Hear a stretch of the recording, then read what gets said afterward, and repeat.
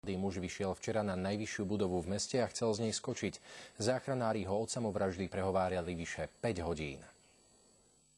Muž vyšiel na jednu z najvyšších budov v meste, aby skoncoval so životom. Na streche sa objavil okolo 4:00 po obede, sadol si na jej okraj a čakal. Keď ho uvideli okolo idúci, zalarmovali záchranárov. Zjavne správaním vykazoval poruchy psychické. Tam sedí chrbtom otočený a nehýbe sa. 2 hodiny tam už hore, normálne. Sedel na kraji strechy a vyhrážal sa, že skočí. Hasiči s ním začali okamžite komunikovať. Snažili sme sa udržať tú komunikáciu, aby sa nestalo niečo zlé až do príchodu profesionálnych vyjednávačov. Spolu s vyjednávačmi prišla na miesto aj záchranka. Jej posádka bola pripravená na všetky varianty. Sú dve možnosti, buď ten pacient sa nechá prehovoriť policajtným prehováračom a príde dole a my ho teda potom odvezieme do liečebne psychiatrickej. Pripravení boli aj na to, že 28-ročný mladík skočí. Potom by nasledovalo jeho oživovanie. Keby chcel skočiť, už dávno skočí dole. On neskočil tam dole, to nie, ja píšem, že nie. Máme informácie, že v minulosti sa pokusil už v inom meste skočiť